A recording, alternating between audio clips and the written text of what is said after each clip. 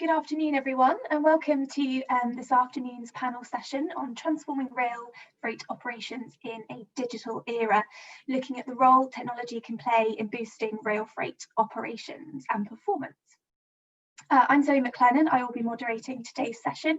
I am Multimodal Policy Manager at Logistics UK, specialising in rail, air and maritime policy. We are joined today by three excellent speakers. We have Amit Kumar Jain, Carlo Borghini and Marie Hill, who I will introduce in a bit more detail later. We'll hear from each of them in turn, followed by a panel discussion and audience Q&A, where you will have the opportunity to submit questions to the panel and engage in those discussions following the speakers' sessions. There will also be a poll submitted as part of this presentation and the session, so please do feel free to take part in that, and we'll kind of link back to that at a few points throughout the afternoon and the session. As part of the key discussions, we will look at establishing intelligent freight wagons and locomotives, the benefits of technology in rail freight for the supply chains and for economies, collecting data and how best to analyse information, and the potential of digital rail freight services in creating modal shift from air and road. So overall, we'll be looking at how best to deliver those digital rail freight services and learning from the experiences we've had and we'll continue to consider.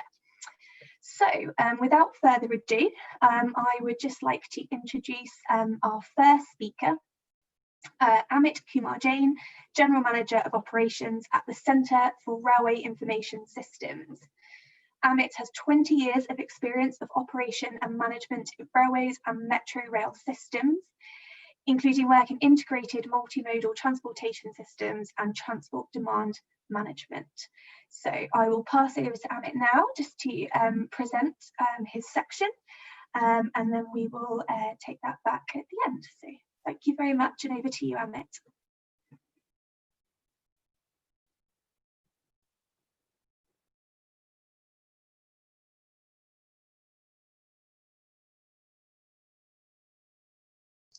Thank you, Joe. I hope my screen is visible. Yeah. So first, I would like to thank the organizers of Transport Innovation Summit and especially Mr. Craig Waters for giving me this opportunity to speak in this conference. So my presentation will be focused on digital strategy adopted by Indian Railways for growth of rail freight in India. So first I will be discussing about the freight business of Indian Railways, followed by digital strategy adopted by Indian Railways and where we are going forward. Indian Railway is fourth largest railway network in the world after the US, China and Russia, having route kilometers 68,000.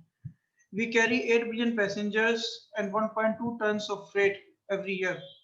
And out of this traffic, we generate around 23 billion US dollar every year. And we are also investing huge amount of capital in network upgradation. Every year, we are investing around more than 20 billion US dollar for network upgradation. If I talk about the scale of operations, Indian Railways run 22,000 trains per day, out of which 9,000 trains are freight trains.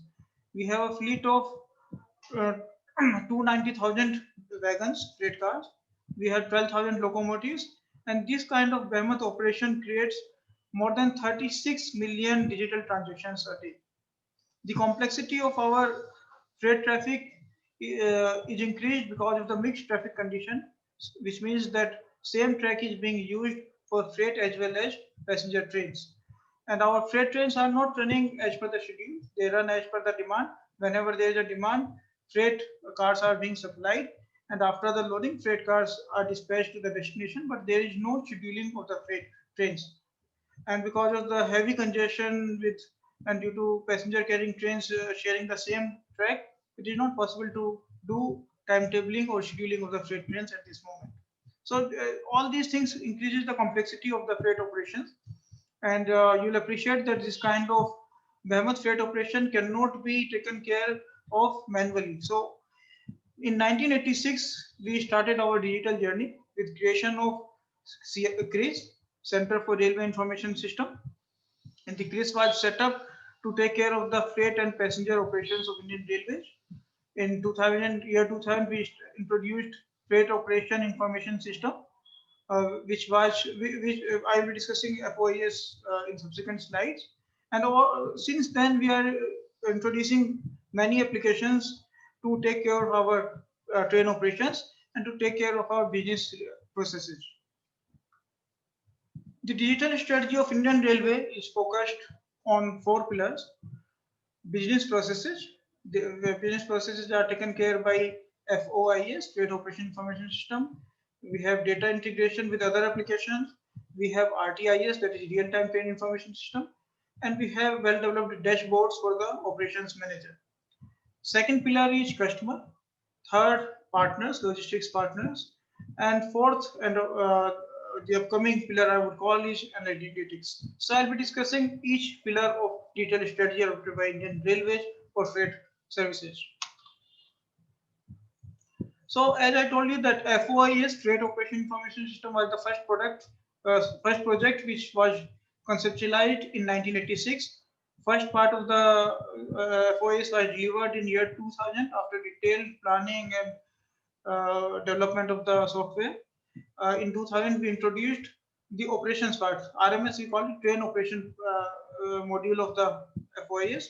And 2004, we introduced the TMS part, which is about the business processes, interaction with the customers.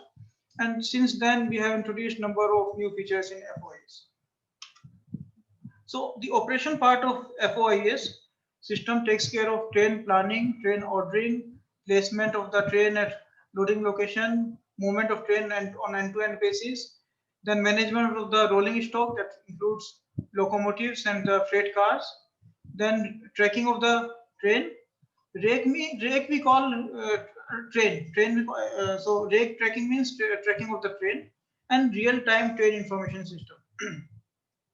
The business module of the FOIS takes care of placement of demand digitally, so a customer can place demand online, and payments for the freight can be made digitally, and the the railway receipt which is required for delivery at the destination is also generated digitally and transmitted to the destination station.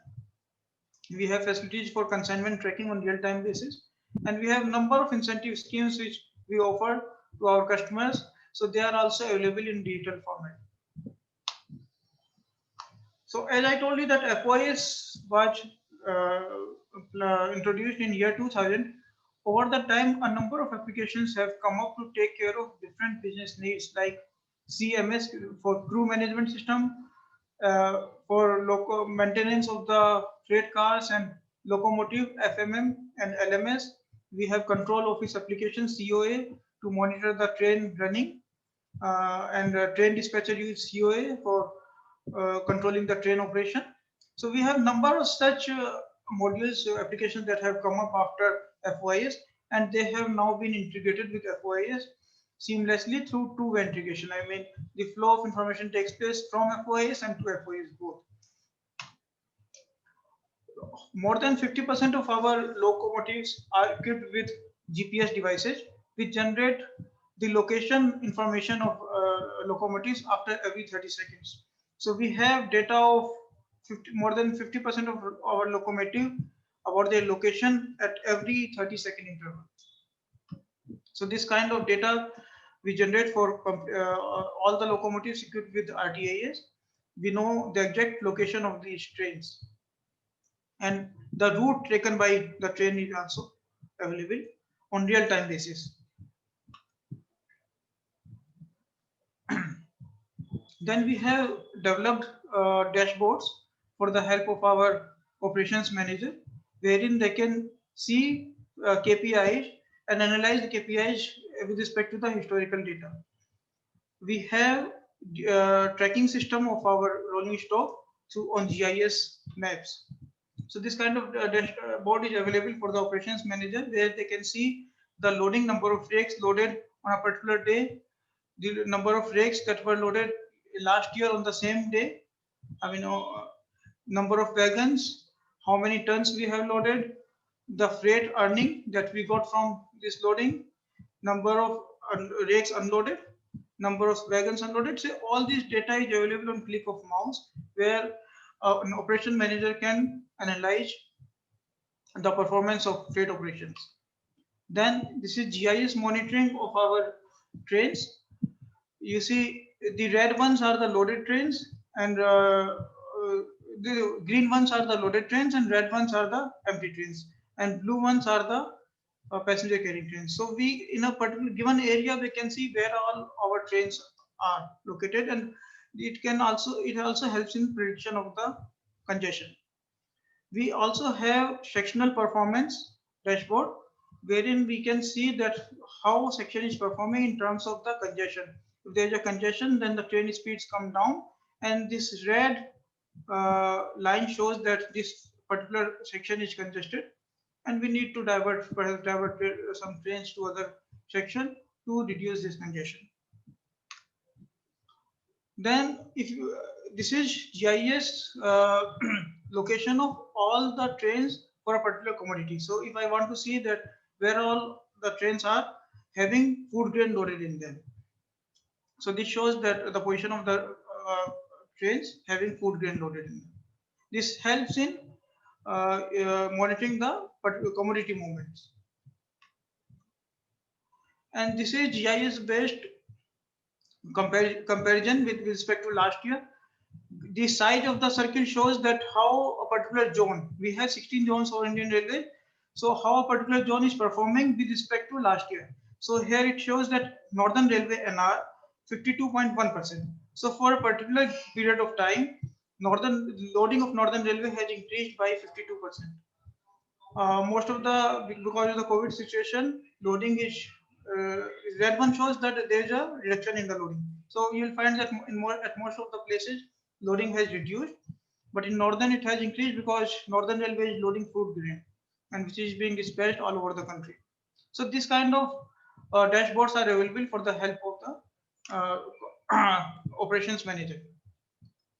Second, and the most important, I would say, part of the pillar is customers. For customer, our focus is on transparency, convenience, and ease of doing business.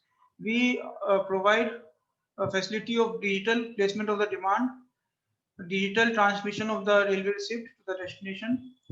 We accept payments through online modes, and track and trace facility is available to the customers. And we have also integrated FOIS with the ERP systems, their own software with FOIS. So the customers are able to fetch data directly from FOIS about their own consignment, about the demand they have placed, and about the time taken in reaching the destination by their trains. So this complete integration is possible with the customers ERP. Then we have FOIS web portal, we have mobile application for convenience of the customers. So this kind of integration is available. FOIS is integrated with customers on two-way integration basis. We also get data from our customers. Then we have FOIS website, interactive website where a customer can get all kind of information. We have freight calculator also, so one can calculate the freight for a particular origin, destination, and particular commodity type. We have mobile application for the railway customers, which has information about freight calculator, which has freight calculator, freight rates, information about the freight terminals, their location, and what kind of facilities are available at those locations. Track and trace facility for the consignment. So this was all about customers. Next pillar of digital strategy of Indian Railway is logistics partners. You appreciate that the most challenging part of a railway business is connectivity at first and last leg. Railway cannot go door to door. So Indian Railway has provided a platform to aggregators, truckers, warehouse service providers, and labor service providers, so that these facilities can be availed by the customers. So any person who is offering aggregation or trucker or warehousing facility or labor services, he can approach Indian Railways and get registered, and the information about these service providers is made available to the customer. So let us say a customer wants to see facilities available at a particular station, Khandwa of Central Railway. So when a person clicks on Khandwa Central Railway, he will get to know that there are 3 aggregators available at this station, 5 truckers, 5 warehouse service providers, and 5 labor service providers. So a person, then when somebody clicks on particular function, this aggregator, so all the 3 aggregators, they are displayed here and with their contact details. So a customer can approach any of the service provider to avail last mile connectivity or first mile connectivity. So this feature we have included 3 months back only, and this has been highly appreciated by our customers. So now we have developed FOIS as a platform. Earlier it was like operations and the business processes, but now it is offering the platform services also, wherein our logistics service provider can integrate. Fourth, and the most upcoming pillar of Indian Railways freight strategy is analytics. It is said that data is the gold, but this data cannot be used. This gold cannot be used unless it is we deploy some kind of data analytics method. So we have created a data analytics framework for Indian Railways, which is focused on forecasting of the demand. We have already achieved some success in demand forecasting. Empty rake optimization, which is movement of the rakes to reach the loading points where there is a demand. Then traffic simulation, which includes route optimization. So I have already told that many of our routes are congested. So route optimizer helps in finding a route which is less congested. Then loco optimization and the crew optimization. So we are working on these use cases, and we have got some success in some of the use cases. So last slide, I know Joe is looking at me. So now we are working on data lake. We cannot apply data analytics unless we have aggregation of all data at one place. Right now, data is in silos. FOS has its own data, CO has its own data. So we are now planning to aggregate this data in a data lake so that data analytics applications can be efficiently used. We are also developing a freight business development portal, which will have a smart freight calculator. The smart freight calculator will be able to help the customers to calculate the freight as per the incentive schemes applicable to the particular customer. We have floated a tender for route optimization. We are in the advanced stage of finalization of the tender. Route optimization project will help us in finding a route which is less congested, and we can and the trains can reach the destination within a minimum time. We are also working on creating a digital twin of our network, which will be kind of simulation system of our network, and we will be able to run our trains before physically on the simulator, and we will be able to predict that which areas would be congested and how to avoid those congestion points. So we are working on these 4 applications. That is the end of my presentation.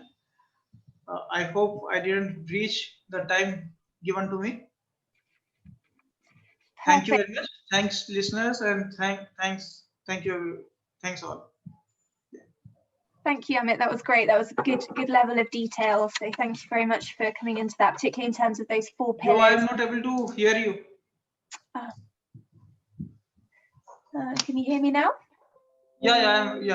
Okay, no, I was just saying that was a great presentation. Thank you. Particularly looking at all of those 4 pillars and how everything is fitting into those. I was particularly interested in some of the kind of the e-payment and the mobile app systems as well. They sound really particularly interesting, and we've already got some audience questions in as well for you. So we'll cover those in the Q&A session if that's okay. But thank you very much, Amit, for that presentation. That was really interesting. Thank you. Thank you. So next up, we have Carlo Borghini, Executive Director at Shift to Rail. Carlo is responsible for the overall management of the Shift to Rail joint undertaking activities since he took up the position as Executive Director in February 2016. Prior to this posting, Carlo held senior management positions in different domains in private and international organisations. So I will now hand you over to Carlo for his presentation, and please do submit your questions as they pop into your heads. Thank you.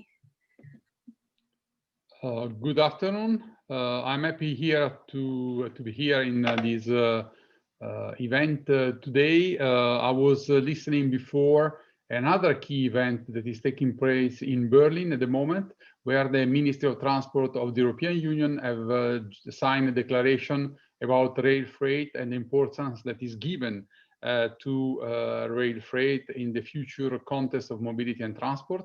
So it's a perfect occasion to deliver my presentation about a solution for sustainable, attractive rail freight in Europe.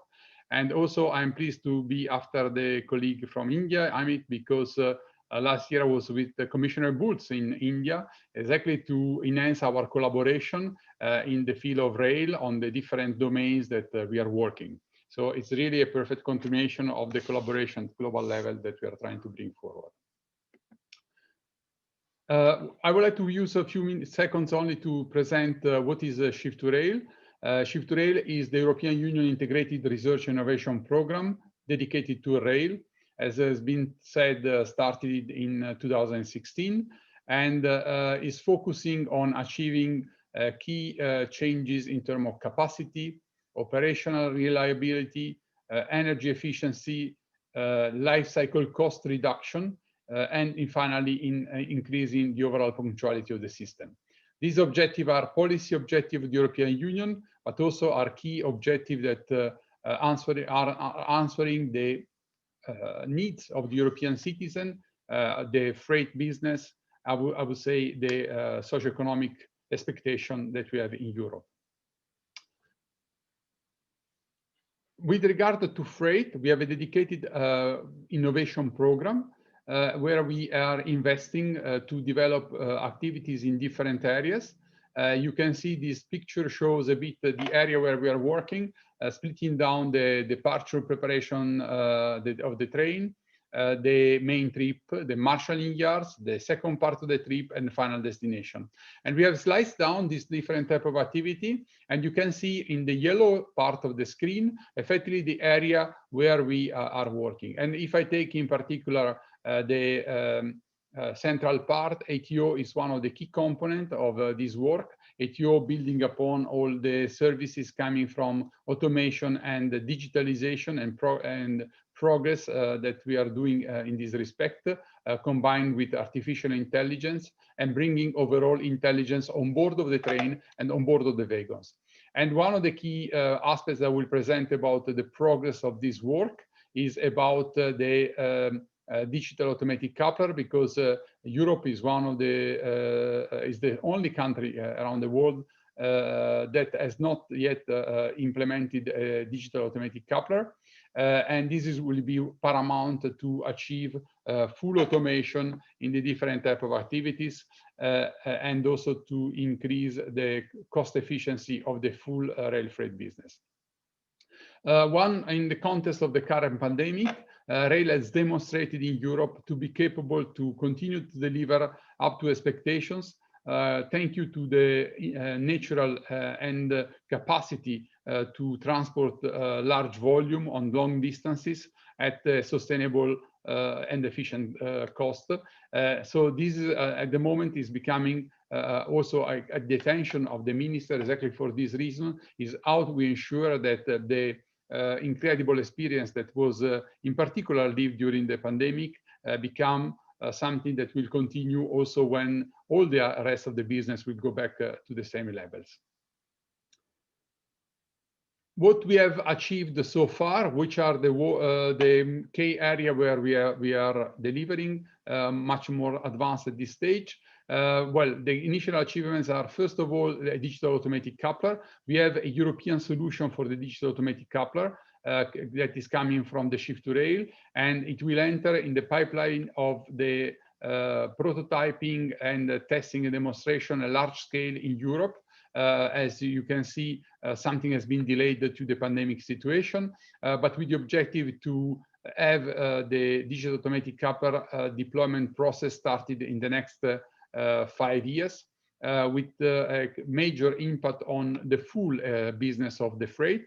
The second key element is the freight automated train operations. We are running now GO2 operation in Switzerland together with Deutsche Bahn, and we will have a colleague of Deutsche Bahn speaking after me, and also with SBB, with Bombardier, with Alstom, with our members working on different tests. And I've been reported that the tests are successful, and we will have a series of second demonstration later on during the year.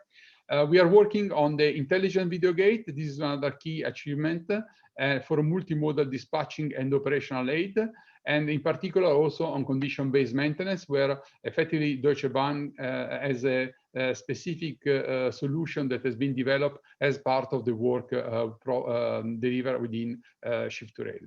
But you can see also on the right-hand side of the slide the important aspects related to hybridization. We run a study with the sister agency Fuel Cell Hydrogen on the use of hydrogen in rail freight and generally in rail. And we will have a demonstrator that will be started most probably during 2021, funded by effectively the sister agency, but together with our members, in order to go to demonstrate the benefit of hybridization in shunting locomotive, but also in other systems. We are looking also at the hybridization via batteries, because we have activities at European Union level dedicated to this, as well, overall system to support the performance of the driving in order to maximize also the performance of the system. And these are the key areas we are working on, and into which we have clear achievements. Unfortunately, we were not able to present them at InnoTrans because it's been postponed to next year. But I already would like to invite all of you to come next year to our stand at InnoTrans to touch and feel the demonstrators coming from this experience, or to watch the dedicated video for this type of activities. In particular, I would like to highlight the work we are doing together on the digital automatic coupler. As I said before, Europe is the only continent not to have a digital automatic coupler, but effectively now we are targeting to introduce a digital automatic coupler, meaning a digital connection and energy connection in the wagon, and also targeting the digital automatic coupler type 5, so also capable to digitally disconnect the wagons. This is a major project because today we have in Europe around 600,000 wagons going around, and running a transformation process of such a dimension at European Union level require a system approach. And from this point of view, it will be Shift2Rail that will be hosting the European DAC delivery program, and we will have the starting of the activity exactly this week, on this Friday, when the supervisory board will have its first meeting and will set up the work plan to reach the deployment of the European DAC delivery program. In particular, all these freight activities are part, as I said before, of the mobility and transport policy of the European Union. But as you know, during the last year, we have a new commission, and the President von der Leyen introduced the European Green Deal, and as part of his political agenda endorsed by the European Union member states. And this is also the basis on which, as from 2021, we expect having a successor of the Shift2Rail program. Shift2Rail program will be finishing in the next couple of years, but we will be starting phasing in the next research innovation program. And we have just started the process to highlight and to define the members, and especially the content of the program. In this slide, you can see how important will be freight in these objectives. Freight, it will be one of the key elements, rail freight will be one of the key elements to achieve the European Green Deal. One of the key objectives of the European Green Deal is to ensure that 75% of land transport, so the large part of the 75% of land transport, is transferred from to more sustainable mode of transport, like rail or inland waterways. On top of this, the policy of the Union will focus on a European Union digital agenda, and a digital transformation of rail will be paramount to achieve the performance of the network, because we will be able to use and exploit the network in a much wider manner, making use of automation and digitalization for mixed traffic and for the overall benefit of the system. And finally, the other two key elements of this new policy will be the industrial policy and Europe in the world, because clearly a strong rail sector, and in particular for rail, the integration in the full value chain of logistics will be providing opportunity for new industrial strategies, but also to connect Europe with the rest of the world. This will be the basis to set up the new program, Research Innovation Program, where rail, in particular competitive green rail freight, will be fully integrated in the value chain, but will be building upon a new concept for operations, building upon on the ERTMS, as you know, is the European solution, but also introducing new technologies like satellite positioning, 5G and its evolutions, the moving block concept, as well the overall automation up to GO4, and possibly some consideration of GA5. This is the typical content of the transformative projects that we will propose for the next partnership. These are highlights on the area where we believe that we can push research innovation further to maximize the performance of the railway system.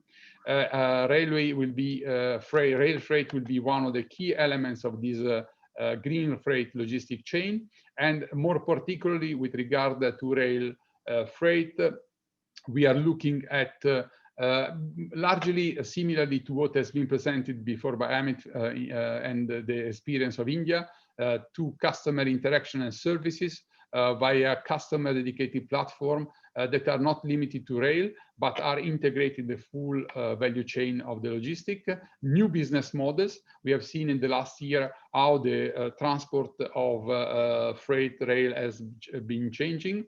Multimodal integration. This is fundamental because we need to reach all the part of Europe and the continent, building upon data management, but also terminal design. I already mentioned digital and automation-based rail operations, so automation and digitalization, bringing in particular the intelligence from infrastructure to on board of the train, and benefiting from the communication train to train and train to ground will be key elements to maximize the performance of the network, and so creating an agile and flexible schedule. And finally, eliminate all the current cross-border operations that we have in the European Union, where trains are stopping for too long time at the borders before being fully operational in different type of in different member states. So these are the key area where we are expecting to work. In a nutshell, Shift to Rail is the instrument of the European Union to deliver the transformation of the rail system towards the next decades, in a manner that rail will be capable to offer the services, to integrate with other modes of transport, and to compete with the other modes of transport in a sustainable and long-term manner. I tried to keep my presentation quite short, but if you have any question, I can answer later on in the question and answer, but also I will be happy to, if you contact me, I will be always happy to answer your question. Thank you very much. Zoe, it's back to you. Thank you very much, Carlo. That was a great presentation. Particularly interested in that door-to-door connectivity as well. I'm really keen, and it's positive to hear actually a lot of focus on that green infrastructure sustainability going forward. So it looks like there is a lot to watch out for in the coming years, definitely. So thank you very much, Carlo. And we've had some questions through from the audience as well. So we will come to those in the panel session shortly. So finally, but the last but definitely not least, I would like to introduce Marie Hill. Marie is Head of IT at DB Cargo UK. Marie has been Head of IT since 2014, focusing on delivering a passionate vision for IT for the future and gaining a commitment from stakeholders to move projects forward. So I will now pass on to Marie just for our final presentation, and then we will take some questions from our audience. Thank you very much. Over to you, Marie. Thank you, Zoe. So I'll just pop this on. So thanks very much, Zoe, for the introduction. Just get that to share. So hopefully you can see those slides, everybody, now as well. As Zoe said, I'm head of IT here at DB Cargo. I will say the first thing I say whenever I talk to new customers or suppliers, I'm not a techie. So if you have technical questions at the end, I definitely won't be answering them. I think our digital transformation journey kind of mirrors the things that Amit was talking about from an Indian perspective. I think it's quite interesting, actually, that a lot of the things that we've seen are very similar. And also echoing some of the things that Carlo talked about, particularly sustainability and automation are quite large components of what we're looking to do. I thought for my presentation, I would take you through, making sure it can go forward. There we go. So I thought for my presentation, I would take you through some of the changes that I've seen since I took over as head of IT here at DB Cargo. It's been a very interesting time. So I think I said at the beginning, I'm not a techie person. I'm not an IT person. And DB Cargo took quite a large risk, I think, putting me as head of IT. And we did that for a reason. The board had a clear view that they wanted to look at changing how we did our business operations. They recognized that we needed to invest more in technology, spend some time looking at the basics of our operations, but also looking at how we can start to transform what we do as a business, hence put in a non-IT person in charge of IT. It was very much a baptism of fire. So 2017 was my first year in charge. And I think within 5 months, we were hit by the WannaCry cyber attack. Cybersecurity was not something that was on my remit or radar. So it was very much a clear step to look at the foundations of our business before we start to get on to what I would class as the sexy part of digital transformation. One of the things that we had to look at was some of the basic building blocks. So making sure that everything was in support, up to date, and actually, I think one of the key elements of digitalization in rail freight actually isn't about the technology. I believe it's about the culture and the people. So part of one of the areas that I wanted to change is our IT provision and putting us in the right place for digital transformation was looking at the people that we had in our IT team. So changing the skill set a little bit. We looked at university partnerships, so how we can better utilize people close by, so small and medium enterprises, looking at intern programs to just change the dynamic of the team. We spent probably about 2 to 3 years on our journey harmonizing our core processes in our business. So our order to cash process, the outward facing process, how we talk to our customers, and our internal process, our resource planning and service delivery process in terms of, as a business, what have we sold and then how do we deliver that? And I do believe that a key element of our successful transformation program has been about getting those core platforms fit for purpose. And it probably took us about 2 to 3 years to get those things working seamlessly in partnership together. And I think is probably a key stepping stone to delivering our future transformation vision. It's been a very interesting journey for the last 3 or 4 years. One of the things that we have done is look at using cloud technology much more prominently in our business. And again, I think those kind of things are the building blocks or the foundations to looking to do some of the smarter working. We probably culminated those kind of what I would call platform operations or foundation operations about 12 months ago. And the last year really, excluding COVID, has been about looking at how we can start to leverage those building blocks and how we can start to radically transform how we do business.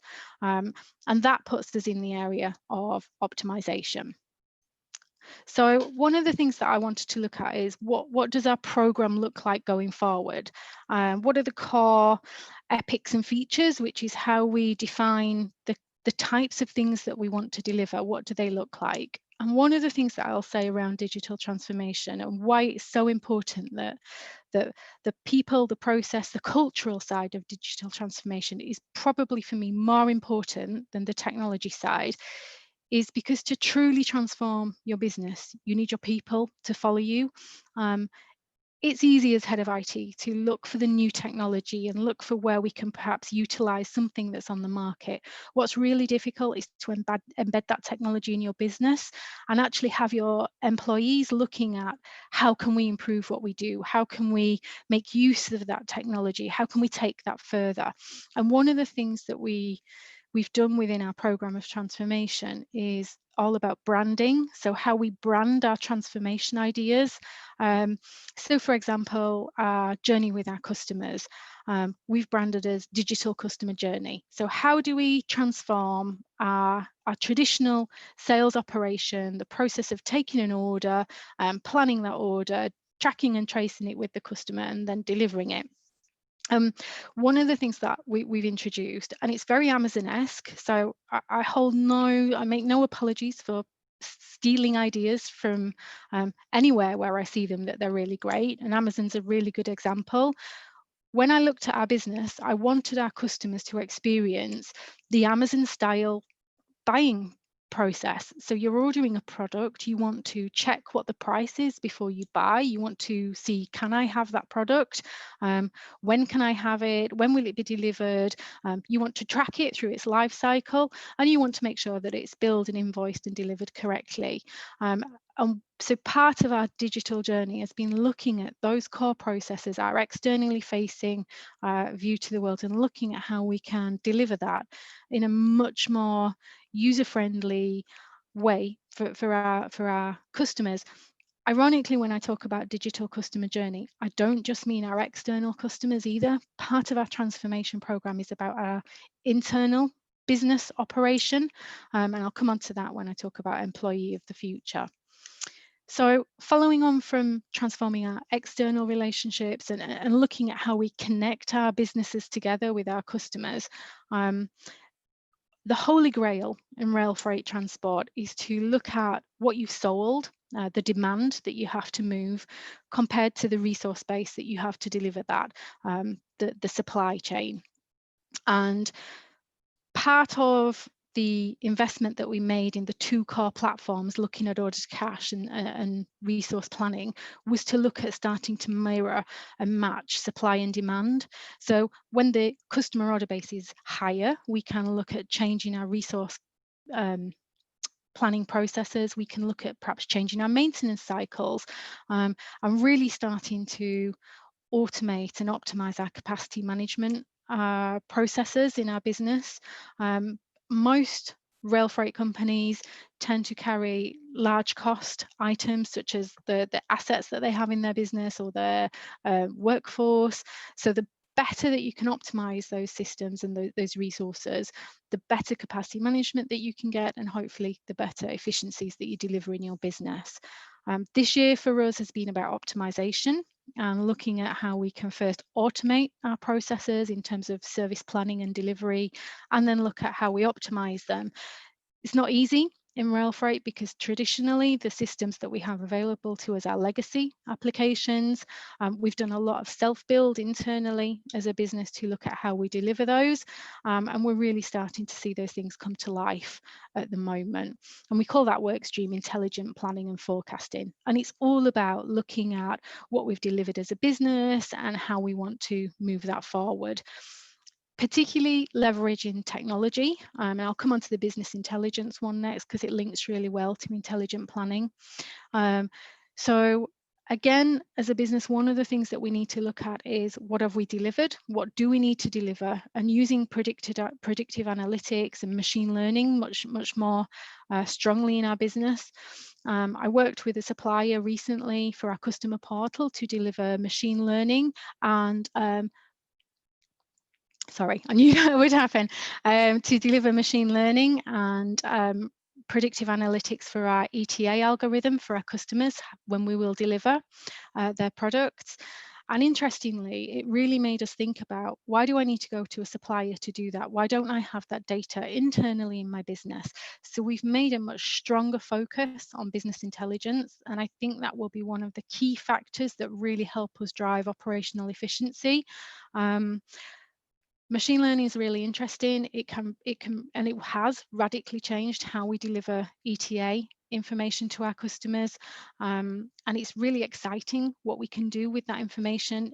We've been a data-rich business for a long time, but really starting to use that information much better to predict what's going to happen to our trains, to predict what's going to happen with our employees, whether we look at sickness combined with weather. It's a really exciting time for our business, looking at growing our business intelligence platforms.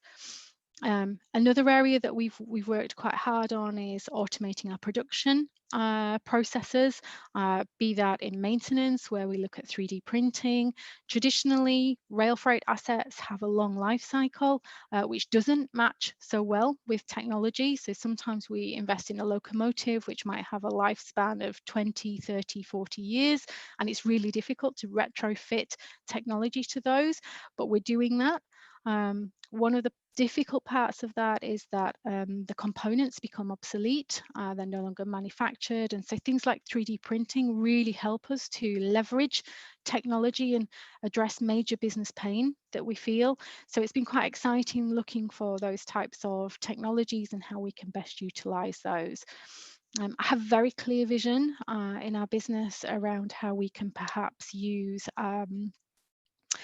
things like IoT and sensors to address some of our core business challenges, working with our production teams to look at some of the things that they find really difficult to address in a rail wagon before those wagons transit on network.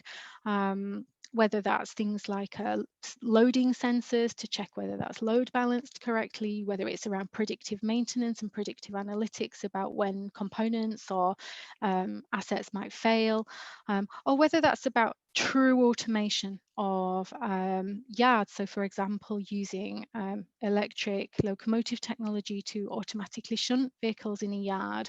And that's been a big part of getting our people engaged in digitalization and looking at how we can better use technology to help us work smarter. The business intelligence I've already talked about. One area that I wanted to focus on, and it's quite apt at the moment as a business, is how we've had to look at changing our working practices and how digitalization has formed a very large component in that process. It's been so interesting working in rail freight since March this year. We've had some very interesting challenges over the last 3 or 4 years with our business around removing paper. We are a paper-based business. Our people like paper. I think it's a comfort layer for them. So I have some interns that work with me that come from university, and I remember saying to them, okay, we have to look at the fax technology, and they were kind of like, wow, fax? You have faxes? Like, yes, we do. So we've had quite a revolution in the last 6 months where we've had to really change how we do business based on the whole COVID situation and look at how we can deliver smarter ways of working. And it's really helped us actually push some topics forward. So becoming paperless, looking at collaboration tools like Teams, and in particular, looking at how we want to work as a business going forward. So our epic in this area would be employee of the future, and looking at what does a train driver in the future look like? What does a ground staff or a maintainer of the future look like? How do they want to work? And a large proportion of our digitalization program is around user experience. So how do I want to be? How do I want to work going forward? And it's really interesting to see technologies from other industries come into rail freight and how that works. We're building a concept at the moment called Virtual Hub.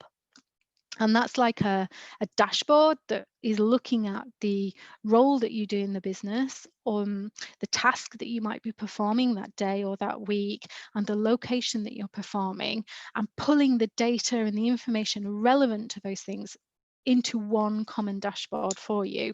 And ironically, that technology came about from a farming industry in New Zealand, where the farmers had geographical positioning information and it told them where the hazards on site were. And it's, as soon as you see that, as soon as I see that, I think this would be great in rail freight. So I'm kind of a nomad. I like to take inspiration from other industries. I've built over the past few years really great supplier relationships where we share our business pain so that they can bring their technology knowledge and help us invest technology in our business, help us with our digital transformation program. One of the biggest challenges, I think, as a rail freight organization, and I spoke about it at the beginning, it's not necessarily the technology, but it's how you bring that into organizations that have a long legacy of doing the same thing the same way.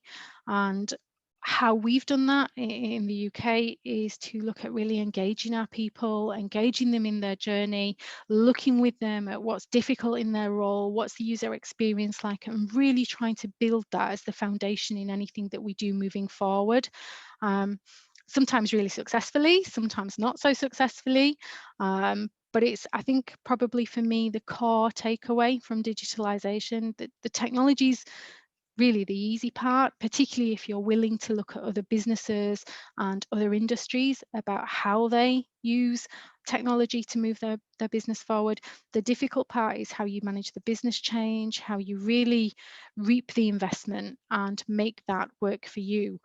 In particular, rail freight has had a challenging background in terms of being profitable and in terms of being competitive with other modes of operation. So it's not easy to go to a board and say, I want to invest all this money in this technology. So we have to have really good business cases. We have to understand how that technology can really enable our business to move forward and be competitive.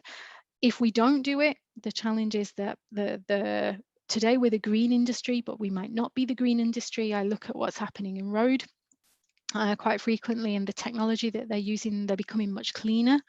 So the challenge for me, for our business in digitalization moving forward, is to make sure that we have sustainable investments in technology and to make sure that we're leveraging those to make our industry fit for the future and competitive, so that we do really keep our green edge. I think that's probably the main things that I wanted to touch on today within my presentation.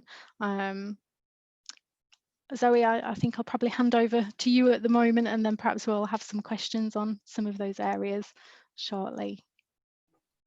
Brilliant, thank you very much, Marie. Yeah, another really interesting presentation. I picked up, the Amazon-esque reference that you made, and I mean, imitation, as they say, is the sincerest form of flattery. So, we've got to take some of those examples of best practice and really move those forward. So, yeah, thank you very much, Marie, for your time. Now we will move on to the panel session and the Q&A, the questions from our audience as well.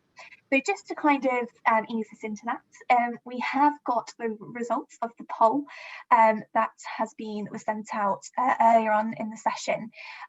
So the audience members were asked, what do you think will be the most popular technology to positively impact rail freight over the next 24 months? So there were blockchain, virtual reality, artificial intelligence, 3D printing, robotics, automatic train operation, and digital automatic coupling.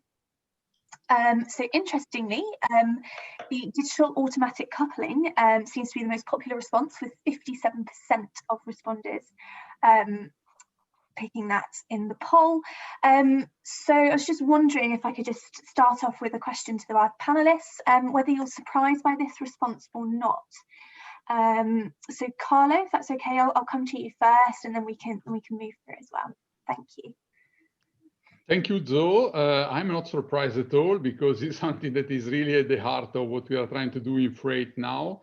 And the digital automatic coupler is only one of the key enablers for maximizing the performance of the freight rail. So it's not an end to itself, but we believe that with the digital automatic coupler, we can able to achieve automatic train operation, we'll introduce artificial intelligence, and so on and so on. So it's one of the key major progress we can achieve in Europe from this point of view. Brilliant, thank you. Amit, do you have anything to kind of add to that? We have a special team working on AI systems, artificial intelligence use cases. We have already achieved some progress in demand forecasting. So we are able to forecast demand based on the historical data. We are also able to do forecasting of the release time, when a particular train after which is being loaded, how much time it will take in the loading. So, and now we are working on ETA prediction, that is the expected time of arrival of the train at the destination. So we are working on it. Then we are also working on route optimization problem, wherein system will predict the optimal route for a train. Let us say there are more than one route for a particular train from origin to destination. So the system will be able to predict the optimum route, considering that the train should reach the destination within minimum time. So these are some of the use cases that we are working on. We are also planning to have data lake, so that all the data being generated by train operations can be integrated at one place, and that can be used for the data analytics applications. So that's how we are working on it. I was muted. Brilliant, thank you very much, Amit. And finally, Marie, does that come as a surprise to you? Is that something that you think is, or did you expect that to come out of the poll today? I think given the topics that are probably in the poll, Zoe, that's probably what I would have expected to come out. I think the artificial intelligence, perhaps in a wider context of business analytics, might have been something that I expected to feature a little more strongly. But no, it's not a surprise. Yeah, brilliant, thank you. Okay, fantastic. We will move now on to some questions from the audience. So they're coming in thick and fast. So some of them are specific to our panelists, others are for the panel as a whole. So I will start off with an audience question from Anonymous for Amit. Although I have a feeling some of the other panelists might like to come in on that one as well. This is something I was thinking about during Amit's presentation. So how has Indian Railways made sure its digital platforms are robust enough and secure against data breaches and leaks? Okay, so our FOIS network, Freight Operation Information System Network, it is kind of intra network. I mean, it is not available on internet. Many of the functionalities of our FOIS system, they are not available on internet through web application, because we are also running our military trains, army trains on the same network. And then we have number of checks and balances, like the person who can access this limited information through web platform. There are features like OTP, we have captcha. So and there's a robust password policy. So a person, if does not log in for a month, then his passwords become invalid. So all those kind of features are there that I mean, to prevent unauthorized access to our FOIA system. Brilliant, thank you very much, Marie. I saw you kind of nodding when I asked that question. Yeah. Come in on well, that one? As I think I mentioned it in my overview, we were unfortunate enough to have the WannaCry cyber attack in 2017. As a head of IT, it's not the kind of thing you want to deal with, and it really made me evaluate the steps that we needed to take as a business to secure our environment. Some of the basic things that we did were looking at making sure everything was in support, making sure that everything was up to date and upgraded. Moving to cloud has really helped us, ironically, with that type of logic.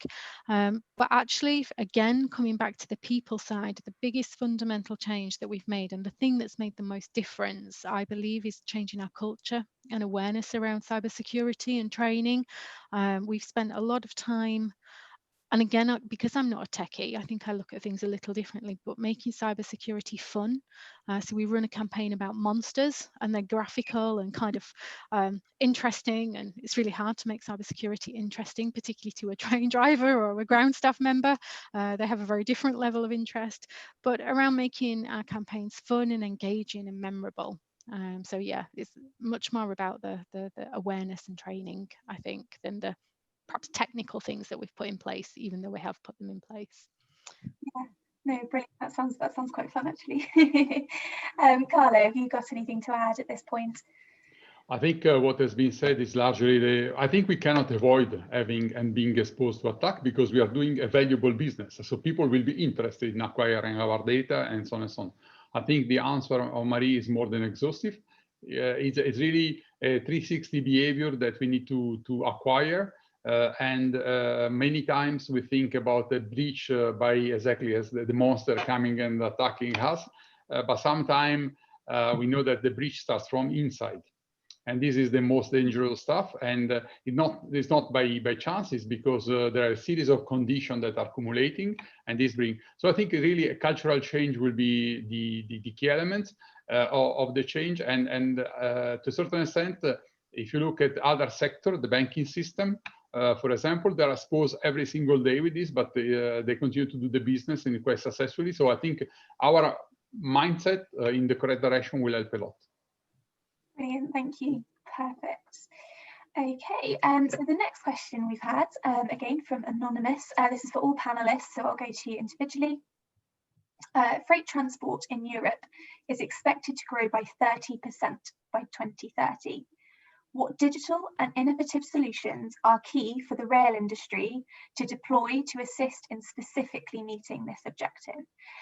So what are those solutions that we can start adopting in the rail industry to meet the growth and the demand that is coming to Europe and you know, beyond, I'm sure. So I'll go to Marie first, if that's okay, and then I'll work through the panelists. Thank you, Marie. So I think capacity management is going to be a big challenge, particularly in the UK. Running more trains. It's not like roads where you can go different routes. We are capacity restricted. So things like ETCS, traffic management, where we can build more capacity on the railway will certainly help. I think from an individual operator's perspective, I would be looking at things around resource optimization, where we can deliver more business for the same amount of resources. I think it's really important that we challenge those operational efficiencies and look to run more for less, basically longer, heavier trains. So the sort of initiatives where we can do more, and I think probably innovative logistics solutions where we can build into the supply chain perhaps a little bit more than we have done in the past would be the things that I think will really start to enhance additional volumes. Yeah, no, definitely. And I think the global pandemic is, particularly in the UK, has highlighted how restrained freight trains can be in the UK, and having a bit more access to the network has really made such a difference. So I think there's a lot we can learn from that too. But no, brilliant, thank you. Carlo, I'll come to you next. Thank you. Marie said already many things about it. So I think what we would need, not only for freight, but I think freight will benefit enormously from this, is really also making use of the digital knowledge to create a European traffic management layer that is built upon. I'm not talking about big organization. I don't misunderstand the wording. I'm talking about of using the information that is available to connect the 27 member states in a manner that transport and mobility are fully borderless in between the different states. As I said, the digital automatic coupler can be one of the key enabler. Automation will be one of the key enabler.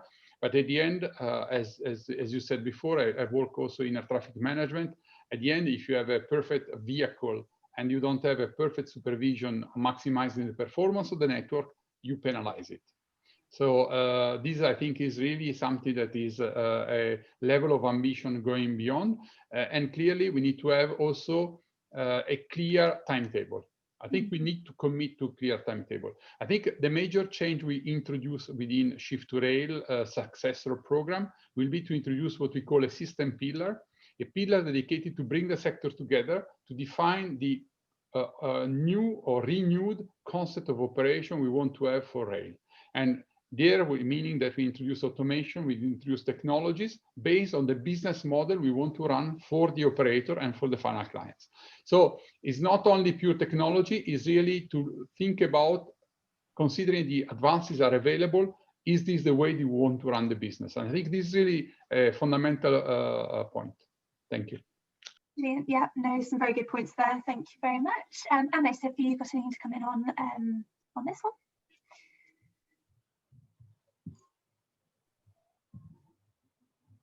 Oh, is my sound working?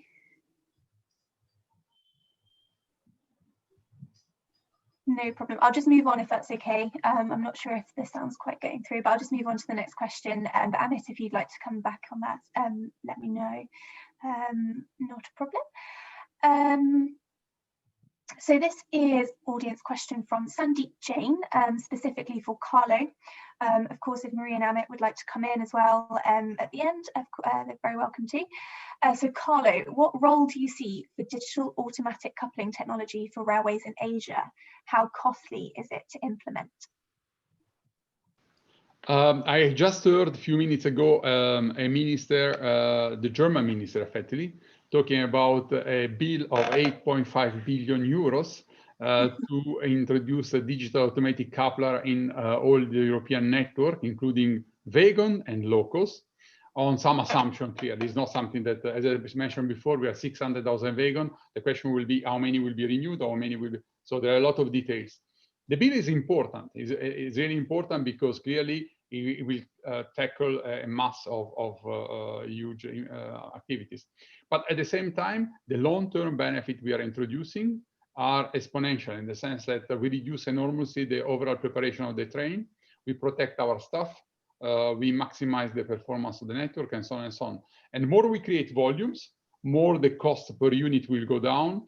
Clearly, this will create major opportunity also in terms of cost efficiency. The major difficulty, I think, will not be the cost of it. It will not be so much the technology, because as quite, let's say, with all the respect for it's quite simple to a certain extent, has been introduced many in different type of areas.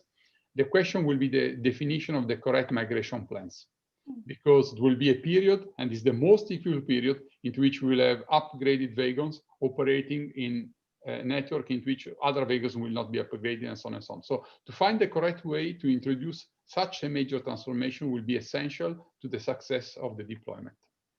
Yeah, no, it sounds like a lot of money, but actually when you, on the face of it, it can bring a lot of benefit overall. So yeah, no, I see where you're coming from there. Thank you. Marie, do you have anything to kind of add in there? No, the only thing I would have said that I think as an entity by itself, trying to put a technology in, it's much more difficult. One of the things that's helped within DB particularly is programs like Shift to Rail, where there's a conglomerate of people trying to deliver the same technology, and I think they're more successful when you have partnership approaches. That's all. Brilliant, thank you. No, that's a good point to raise. Amit. Yeah. So would you repeat the question? I somehow missed the volume in the middle. No worries, that's okay, no problem. So it was originally a question for Carlo, but I've just brought yourself and Marie in just at the end. What role do you see digital automatic coupling technology for railways in Asia in particular? Digital automatic coupling. So I have no idea about this technology. Actually, we are not having anything of such kind in India. But I would like to know about this. Thanks. No problem, thank you. That's great, thank you. Next question for all panelists from Niels Hoffman. Do you think there is a need for hard problem, super intelligent solver algorithms? And then secondly, what is the potential for such computational intelligence for solving difficult rail freight problems? So is there a need for those kind of really super intelligent algorithms? And what role do you think computational intelligence can play in solving those really tricky problems that we've had on the rail and in rail freight in particular? So I've kind of split that into two, but if I go to Amit first, if that's okay, just to cover that, and then I'll move through the panelists after that. Thank you. So may I start? Yeah, please do. Yeah. So I'll tell you one of the problems that we are working on Indian Railways, that is route optimization. Many of our routes are congested to the tune of 150% of the capacity. We are running trains more than 150% of the capacity of our network. So for this kind of congestion and for the complexity of our problem, that is straight trains are running without any schedule. They are, I mean, we load the train as per the demand and then we just push there. So for taking care of this kind of operation and the congestion, we are working on a route optimization problem wherein an algorithm, a super algorithm will be built, which will help us in solving two problems. One is route, selection of the right route out of multiple route available, and then path optimization. Path optimization means when trains of different speeds are running together, the slower running train has to be stopped and precedence or pass has to be given to the faster running train. So this decision today is being taken by human beings. We call them train dispatchers. So they take this decision on their own, depending on their own experience. So the algorithm for path optimization can help this train dispatcher to find out the correct location of the pass or crossing, so that it is optimal and maximum number of trains can be passed through that particular corridor. So we are working on two problems. I told you, route optimization and the path optimization through algorithm. And it may have, our pretty understanding is that using these algorithms, we can increase number of trains by 10%, which will be huge benefit in terms of if we want 10% growth in traffic with the investment in our train infrastructure, that will require huge investment. So algorithm can be used by running to run more number of trains using same network. So that is the approach we have adopted. Thank you. Brilliant, thank you. Yes, that real optimization of routes. Yeah, I can see where you're coming from there. Sure. Marie, do you have any kind of additional points to add on that one? Yeah, I mean, thank you. Was it Niels, I think, that put that question in? I did think when it started it was going to get technical and I was about to turn my camera off and pretend that I wasn't going to answer. But we do have experience of complex algorithms, and there absolutely is a requirement for those in rail freight. I see different areas of opportunity for that type of technology. There are technologies on the market that can help with that, and we're exploring some at the moment around resource optimization. It is highly complex, it is very difficult, but it is one of the holy grails within rail freight to make better use of your asset base. So I absolutely believe that to be true. I think perhaps the difficult element of that is the skill set and how to implement that in rail freight, and that we don't all have those kind of skills in our business.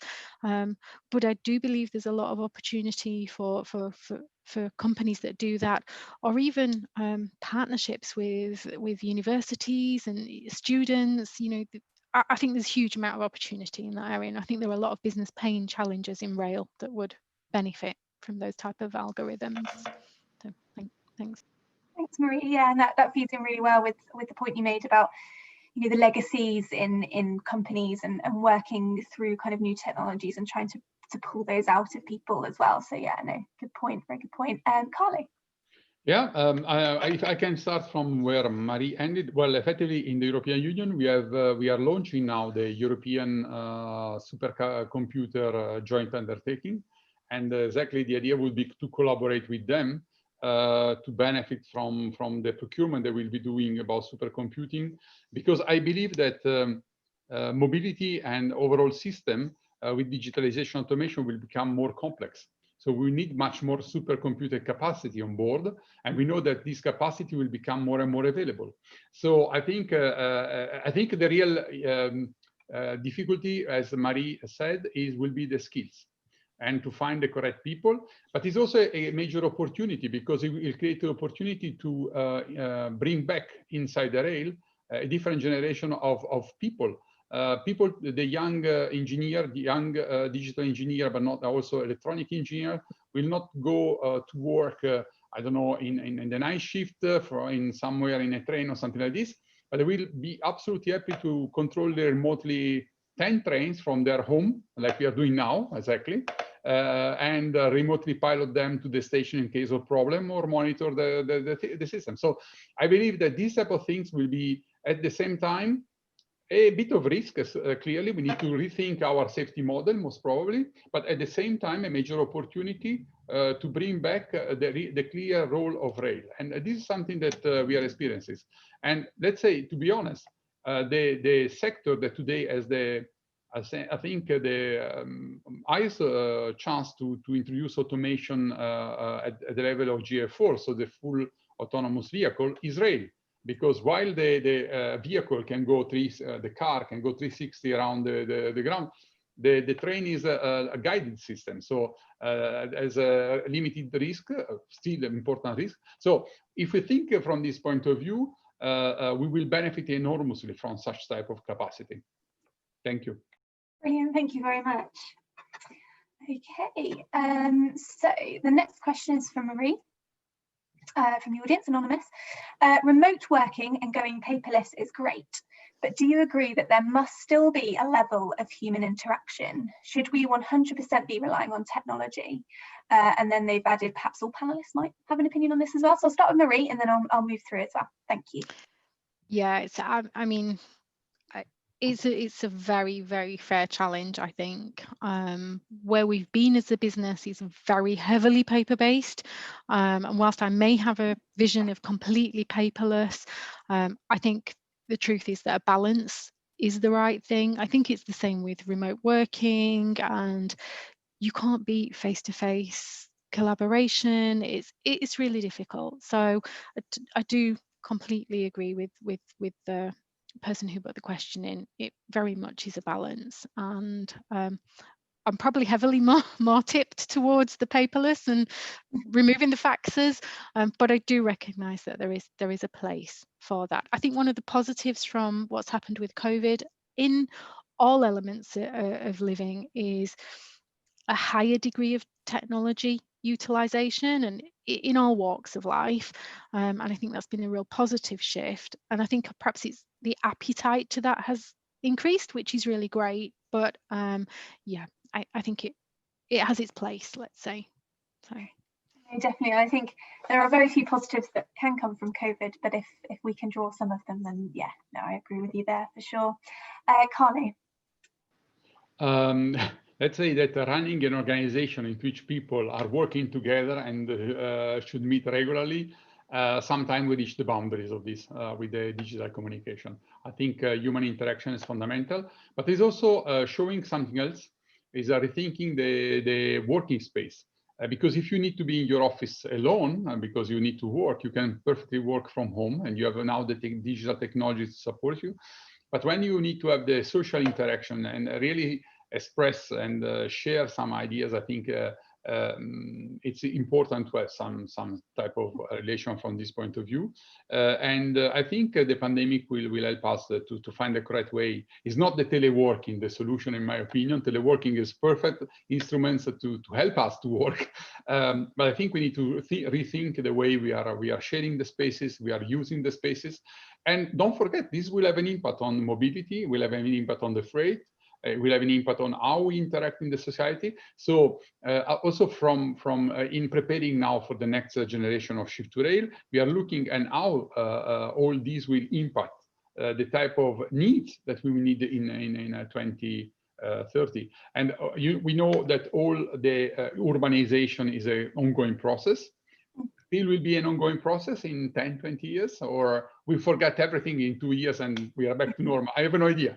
But these are questions that clearly are driving the processes we are using now to design the next program. Thank you. Brilliant, thank you. Amit. So I'll agree with Carla here. We can be paperless, but we cannot be humanless. So human interaction, human involvement will always be there. And in fact, realizing the need of human interaction, we are developing a freight business development portal for Indian Railways, wherein a customer can send his query, but in a reply, our person will contact him telephonically and will explain the things. so that there is a human touch and human interaction is there. Not only replying on through email, but the person will also contact proactively and inform him and try to explain the things to him. So I fully agree with both the panelists. We should go have this human interaction continued. There is no substitute to human interaction. Brilliant, perfect. Yes, paperless but not humanless. I quite like that as a soundbite. Thank you very much. And then one final question, just actually from me, just to kind of draw the session to a close. So we don't have a huge amount of time, so relatively short answer if that's okay from all of you on this one. But when we're looking at planning for the future, we need to have a vision. But what can governments and what should governments be doing to support the sector with technology and innovation and really moving this forward? So that's my main question, just to finish off. I hope that's okay. I'll come to Amit first, if that's all right.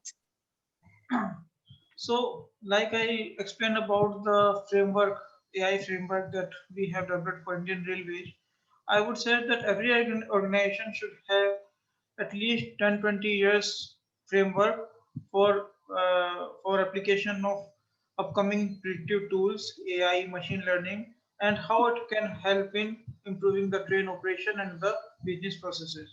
So, and then that once we have identified the use cases, one by one we can pick up the use cases, and then it is very much important that we can have some kind of data lake where all the data coming from different sources can be fused together, and then that can be used for predictive analysis in future. So foundation of the vision for this future, that we digital vision we call it, that is to create a framework and then work on each part of the framework. Brilliant, thank you very much. Carlo? I am in the process to discuss with the Commission and the Member States about the setting up of the next generation of Shift2Rail. The sector asked for 1.5 billion euros of funding to move it on. I think it's a combination of funding and ambition. I think the governments and member states should express the needs of their citizens to have a level of ambition that is unique. And I think should be in a reversible process to go towards a sustainable and circular economy system. I think this is really where we need to go for a series of reasons, from the ways they were singing while the ships were not in the ocean and so on and so on. At the same time, we need to have the ambition to match the expectation. You can, if you want to have this transformation, especially in rail, with the legacy system we have, we need to be sure that we have necessary resources to make a jump effectively. And I think this is really where it's the most difficult part of it. But I think this is really the combination. And I think the last point, if I may, we are looking sometimes to competition with road and aviation. I think we need to address first the problem that don't work for us. And once we are strong enough, we'll be able to compete much faster and much better. Thank you. Yeah, no, really good points. Yeah, particularly, yeah, keeping that ambition and making sure that those opportunities and sustainability and all of those timescales and frameworks are all in place, definitely, as well as addressing the industry's problems and potential weaknesses in order to kind of push them up on that global stage. So yeah, no, definitely, thank you. Marie, I'll come to you. Thank you. So I think the only thing I have to add from what Carlos has said is, for me, it's talent. It's about how we attract talent to our industry, and we stop them going to the Googles and the Amazons of the world, and we attract them and we make rail sexy again. So I think that's the challenge for me, how government can support attracting talent into our industry. Yeah, brilliant. Yeah, I mean, I don't see how anyone wouldn't want to work with trains, quite frankly, but yeah, I understand where you're coming from on that one. Thank you very much. So I'll just draw a few of the points that we've made today together. So looking at that kind of modal shift to rail and the opportunities for rail growth in the future. So that's been a really key theme that we've covered today. Ensuring security and safety is drawn into that and really work through our processes. And looking at that green vision and sustainability as well, these are all opportunities to really meet those targets that we've got. So there are some great, as we've discussed, great digital tools out there. There's some great innovative projects, partnerships, and joint working that can take us forwards. So we just need to have that ambition, as Carlo has said, making sure we're attracting people into the talent pool as well. And also following in the footsteps of those that are doing it well, as we've seen with Amit as well, and how those rail networks are working and very efficiently optimizing use of those networks. So really going forward, we need to look at that implementation, making sure that we've got a good plan for the future and allowing us to be able to attract those people into those roles to move us forward. So thank you all very much. There was some really good and interesting points raised. I'm sure the discussion will continue. Please do email any of us if you have any questions.